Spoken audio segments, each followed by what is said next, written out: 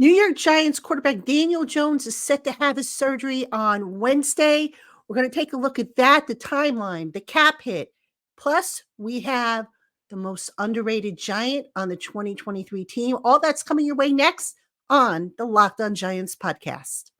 You are Locked On Giants, your daily New York Giants podcast. Part of the Locked On Podcast Network, your team every day.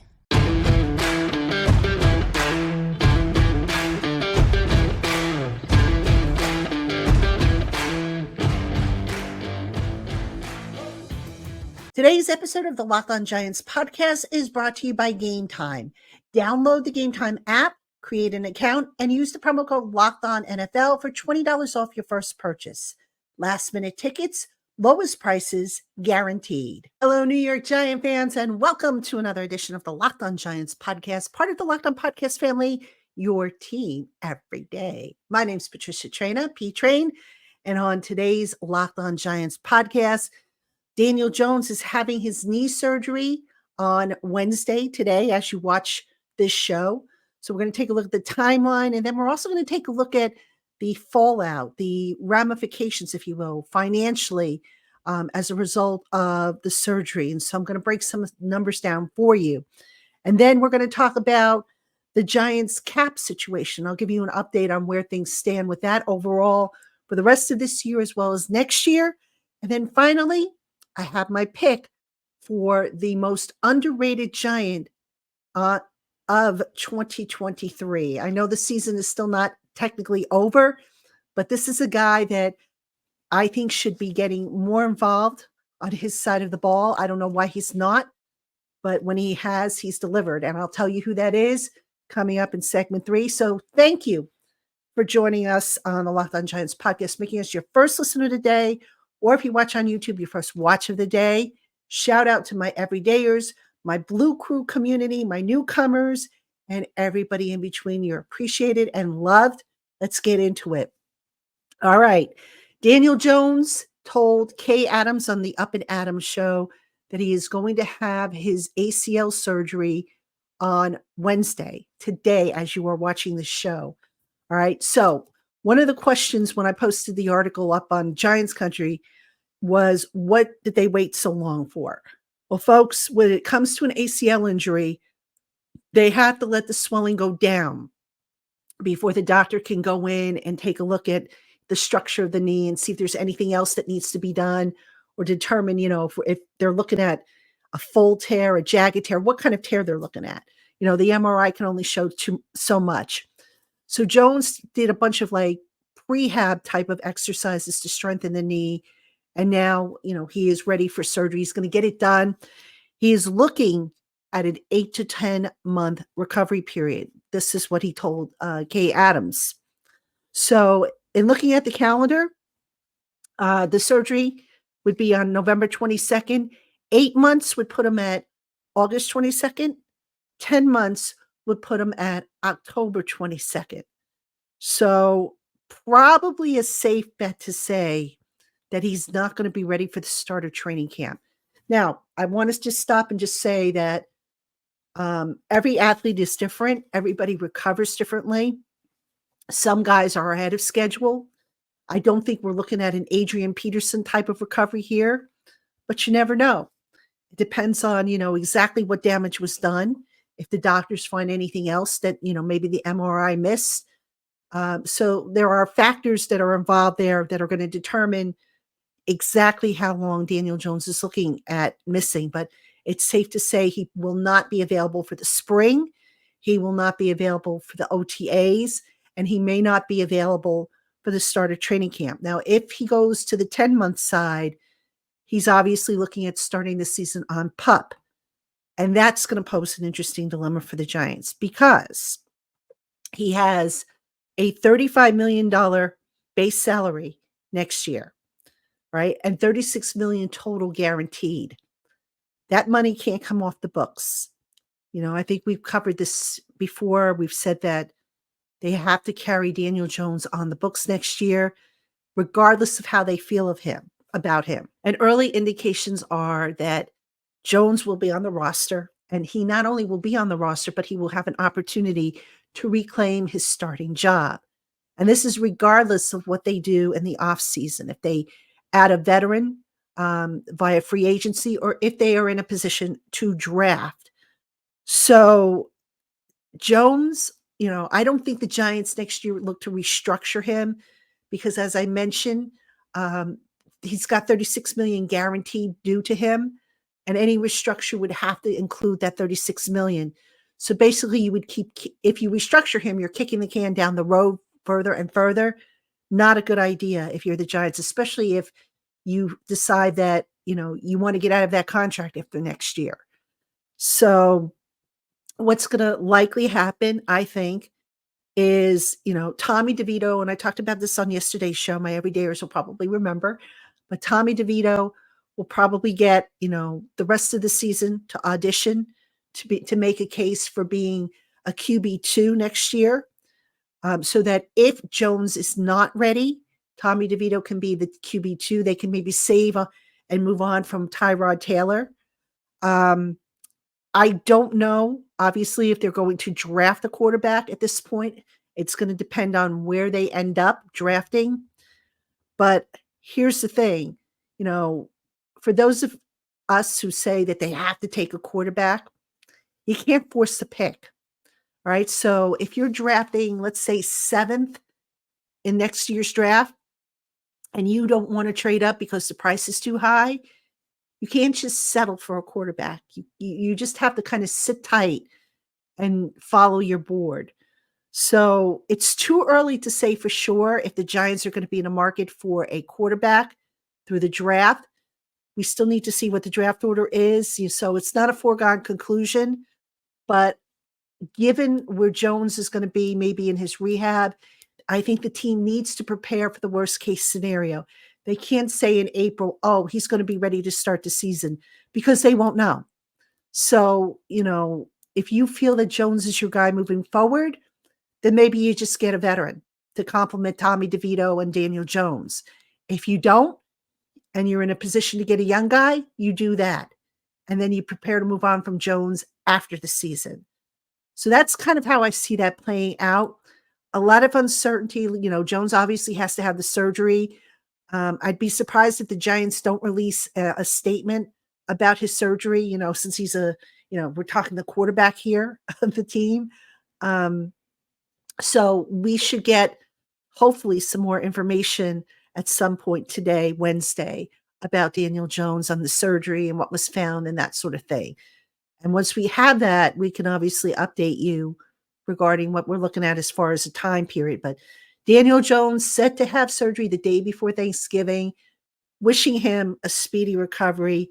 Whether you like him or you hate him as a quarterback, he's a good dude. And, you never want to see anybody sick or hurt or anything like that or need surgery.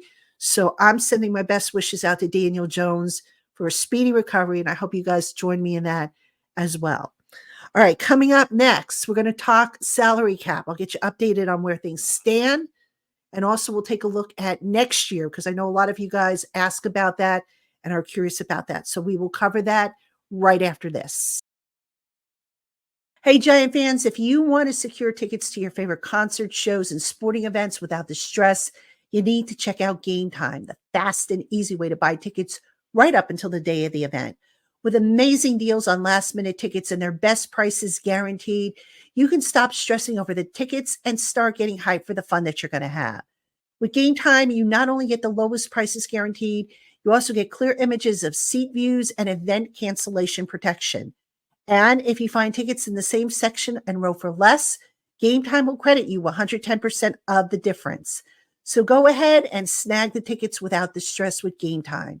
Download the Game Time app, create an account, and use the promo code LOCKEDONNFL for $20 off your first purchase.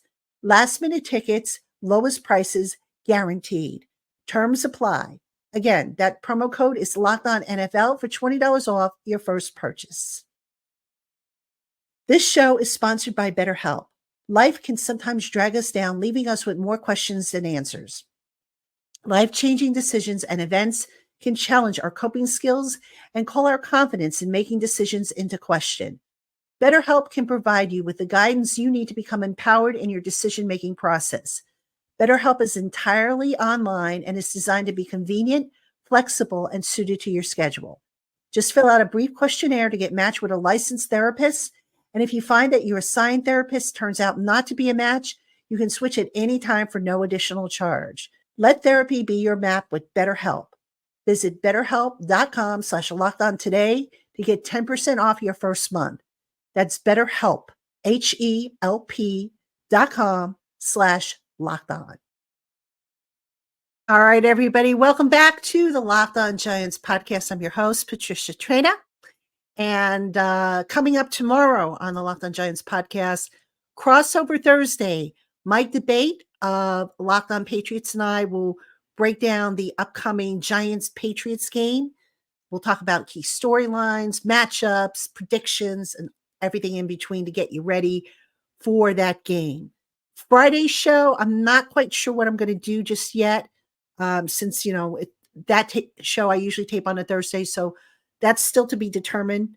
And then next week, the bye week, I am pleased to tell you that I have completed recording all my shows for next week. I've got some really great topics. I can now tell you what those topics are now that these shows are in the books. So we're going to have an airing of grievances. We're going to have a show on the draft prospects, because I know a lot of you have been asking me questions about draft prospects. So I went and I booked a draft expert, a draft analyst to come on and talk about that. And I have a 2-part interview with Pratik Patel. For those of you who don't recognize the name, Pratik Patel used to be on the Giants coaching staff, part of the strength and conditioning program. He was the lead nutritionist. And we talked about the injury situation. So we talked about, prevention. We talked about practice. We talked about a whole bunch of stuff, including the personnel that, is in place to treat injuries and how they go about it. That's actually going to be a 2-part show for you because the interview ran long. So I'm going to run that in 2 parts for you. I'm not sure if I'm going to run it at the end of the week. I haven't determined the order of the shows, but that's what's coming up next week on the Locked On Giants podcast. And of course, we're going to have on Monday the wrap up from the Patriots and Giant game. And then also there's going to probably be a bonus show because Joe Shane is supposed to talk at some point next week. So I'll have a takeaway show on that as well. So a lot of stuff coming up on the bye week. And I hope you will check it out. So, all right, let's get into segment 2. I talked about salary cap. Where did the Giants stand? How are they looking for next year? Every so often people ask me about that because, it's important. You want to have an idea. What can they do? What do they need to do and whatnot? For this year, the Giants have, according to Over the Cap, $3.938 million left. And that was before Tuesday's transactions. They signed a guy to the 53-man roster, an edge rusher whose name is escaping me at the moment. And then they made some practice squad moves.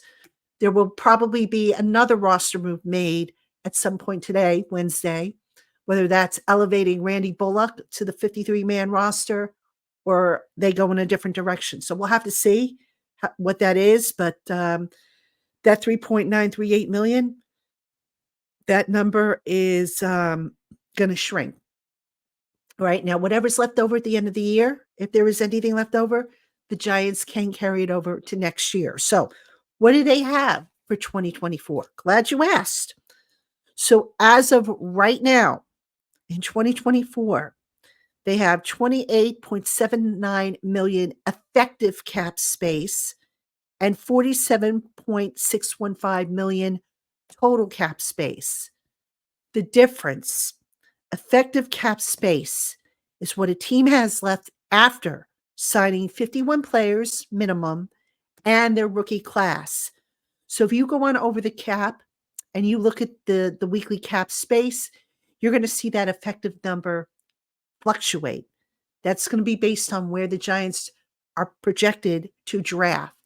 Right? So basically, not a whole lot of money if you think about it, if they end up with $28.79 million in effective cap space.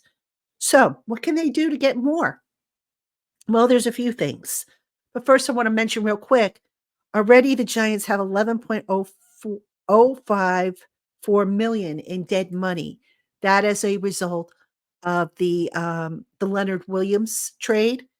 That number's going to go up when the contracts of Tyrod Taylor and Adoree Jackson and anybody else who has a voidable year in their contract next year, when that contract voids up. So that number is actually going to go up. That's not where you want to be before you even get to the start of the new league year to have, over 10 million in dead money. But the salary cap cleanup continues. All right. So where can the Giants potentially get more money if they need it? Well, I made a list. I don't know how much of this is going to come to fruition, if any, but I'll give it to you for what it's worth. Darren Waller, they would save 7.082 million if they move on from him. Now, I have no indication that they're going to move on from him. They might still want to keep him, but look, the guy's had an injury history. And, to me, I don't know if you want to, stick with him or if you want to maybe look to replace him with a legitimate number one receiver in the draft to where he can become expendable. Another guy that I don't know is back next year, Mark Lewinsky, offensive lineman. They would save $5.7 million if they move on from Lewinsky. And then I'll give you one more guy that I just can't see back next year because he's kind of been a forgotten guy. That's Aaron Robinson, the cornerback.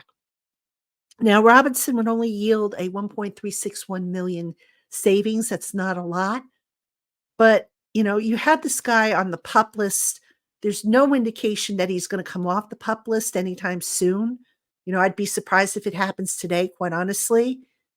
So, why carry him? Why continue to carry him? Free up that roster spot, free up that money because, you're looking at, with the three moves I propose, you're looking at over $13 million, maybe about over 14 million in additional cap savings. And I mentioned on yesterday's show when I talked about Saquon Barkley and if the Giants should bring him back and whatnot, Barkley's probably the only major contract that I think this team is looking at having to make a decision on. I don't think Xavier McKinney is going to be back. I would be stunned if he even gets an offer from this team. So Barkley would really be the only one that, theoretically the Giants may want back. And if they do, they'd be looking at a $13.4 million cap hit if they franchise tag him again. So remember, I said that the Giants right now have a projected 28.79 million in effective cap space. Deduct that 13 from that mix. And what do you have? You have about 15 and some change? Not really a whole lot if you want to make moves. And remember, this team, I think right now has seven draft picks. So they have a lot of needs that they have to fill. And I do think, they're going to have to clean out some salary cap space in order to address some of these needs. So we'll have to see how Joe Schoen handles it. But just when you think that the cap looks better, it, something pops up that makes it look, that makes you say to yourself, it's not quite where it needs to be. But fear not, Joe Schoen will get it to where it needs to be. There's still the fallout of cleaning out, the previous regime's contractual, blunders, if you will. But it'll happen, guys. It's going to take a year or two, but it'll happen. All right. Coming up next, I want to talk about a guy who I think has been the most underrated player on this Giants team in 2023. Who is it? I'm not even going to give you a hint. You're going to have to come back after the break to find out why. So don't go anywhere. Hey, Giant fans, score early this NFL season with FanDuel, America's number one sportsbook. Right now, new customers get $150 in bonus bets with any winning $5 MONEYLINE bet. That's $150 if your team wins. If you've been thinking about joining FanDuel, there's no better time to get in on the action. The app is super easy to use. The payouts are quick and everything is done securely. There's a wide range of betting options, including spreads, player props, over-unders, and much more. So visit FanDuel.com/lockedon today and score big this NFL season. FanDuel, official partner of the NFL. Hey, Giant fans, Locked On has launched the first ever national sports 24/7 streaming channel on YouTube. Locked On Sports Today is here for you 24/7, covering the top sports stories of the day with local experts of Locked On, plus our national shows covering every league. Go to Locked On Sports Today on YouTube and subscribe to the first ever national 24/7 sports streaming channel. All right, everybody, welcome back to the Locked On Giants podcast. I'm your host, Patricia Traina. Thank you, as always, for making us your first listen of the day, or if you watch on YouTube, your first watch of the day. And again, don't forget tomorrow, crossover Thursday, Mike Debate of Locked On Patriots and I bring you all the breakdowns you need regarding the Giants-Patriot game, the last game for the Giants before their bye. And boy, I can't wait for the bye. I can just imagine how the Giants must feel. It's been a long haul. But anyway, in this segment, who, in my opinion at any rate, is the most underrated Giant player on this roster? Now, I went through various stats. I went through, some tape. And this is a guy that, I thought had a lot of promise last year, and I thought might be in line for a bigger role. And that has not worked out for him. And I'll tell you why once I tell you who it is. And the player that I'm talking about is tight end Daniel Bellinger. He is my most underrated player on the Giants this year. Now, why has Bellinger not had a bigger role? Well, very simply put, Darren Waller. The moment the Giants traded for Darren Waller, past targets that might have otherwise gone to Bellinger were redirected to Waller. So that was to be expected, and also the Giants called upon Waller to do more blocking for them. Again, to be expected because, if you look at the tight ends, you say to yourself that Bellinger, probably the best blocker that they have at that position on the roster. All right, but let me give you some numbers because Bellinger, in the passing game continues to be underused and I think underappreciated by people. So this year, Bellinger has caught 85.7% of his pass targets. That's 14 total pass targets. And in his last 3 games, which coincide when Waller went down with his when Waller went down with his injury that landed him on IR, Bellinger has caught 9 of 14 pass targets in those last 3 games, 116 of his 138 receiving yards in that same time span.